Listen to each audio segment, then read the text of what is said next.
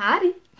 Bonjour à tous et bienvenue pour ce deuxième anime épisode. Cette fois-ci ce sera sur l'anime qui m'a fait replonger dans les mangas, c'est-à-dire Fairy Tail. C'est parti.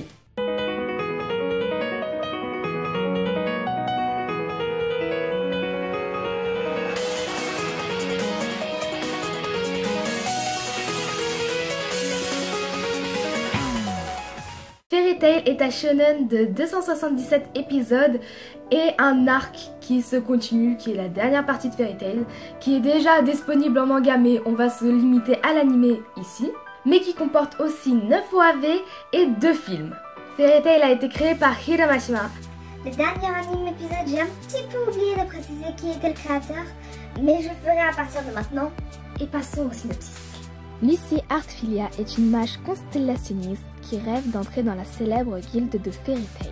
Tout cela est possible lorsqu'elle rencontre par hasard Natsu Dragnir, un mage au pouvoir du dragon du feu qui appartient à cette même guilde. L'anime raconte ainsi les différentes aventures de Lucy, Natsu et Happy, le chat bleu de Natsu, entre protection de la guilde et diverses missions.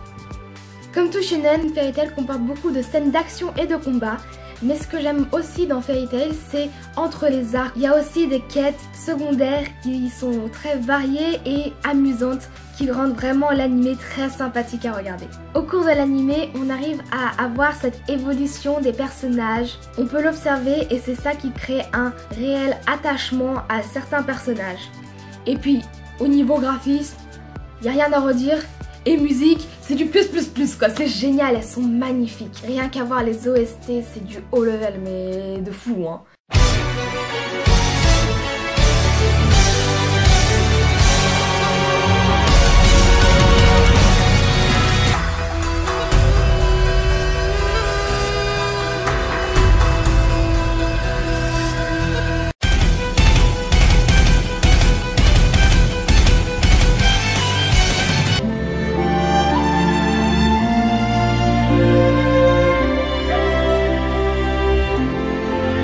Mais je sais qu'il est très critiqué, surtout pour deux raisons. Premièrement, il est très répétitif.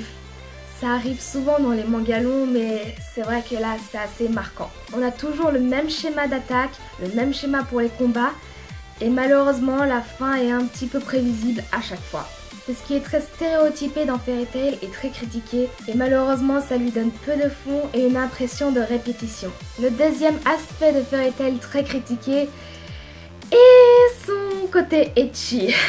Il est vrai que les mensurations féminines sont un petit peu exagérées et certains n'apprécient pas cet humour qu'ils trouvent trop lubrique et lourd.